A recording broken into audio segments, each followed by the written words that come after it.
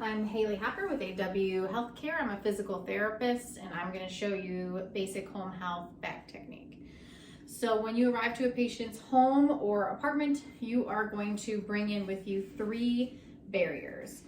These barriers, they can be medical barriers, chuck pads, newspapers, or in some cases even paper towels if nothing else is available.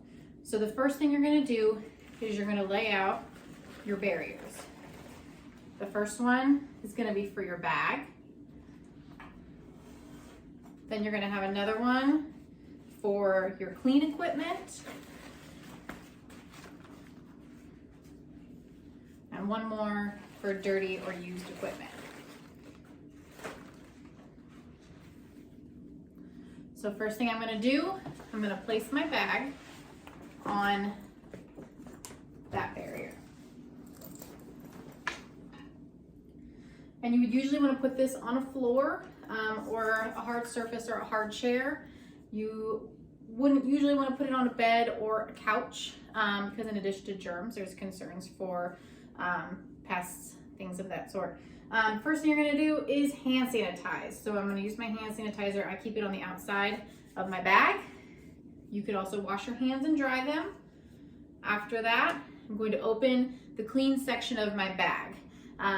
Every home health bag should have a clean pocket or pouch where all of your clean equipment goes. Nothing else should go in there. No dirty hands, gloved hands, or dirty equipment should go in there. So I'm going to open my bag and I'm going to get out all my equipment that I've used. All my clean barriers. So I'm going to put my wipes to clean down everything later. My gait belt.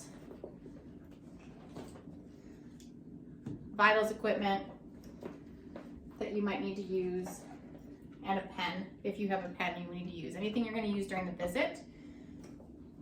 Then I'm going to get out my gloves. You can get out a box or bag of gloves that you're going to use during the session. After that, I'm going to hand sanitize again.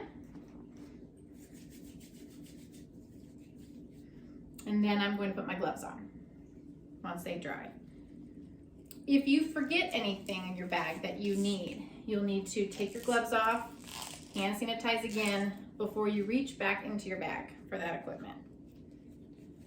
So I'm going to put my gloves on. I'm going to complete my session.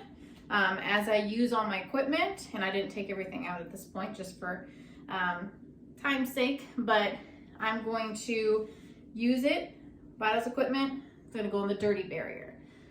Gait belt, use it, I'm going to put it on the dirty barrier. Pen, anything that you've used during your visit, once you've used it, goes on the dirty barrier. Once you have completed your session, you may take your gloves off and put those either immediately in the trash or on the dirty barrier. Okay, from there, I am going to take my wipes to sanitize my equipment and sanitize everything. Once it's sanitized, it's going to go back on the clean barrier to dry. Same thing with the gait belt. Any pens you use, all of it's going to be cleaned and go back on the clean barrier to dry. Equipment's not considered sanitized until it dries. I'm going to put that wipe back here on my dirty barrier. Once it's used, I'm going to hand sanitize again, because remember, no dirty hands or gloved hands or dirty equipment can go back in the bag. So now that everything's dry and my hands are clean, I'm going to slowly start putting things back in my bag.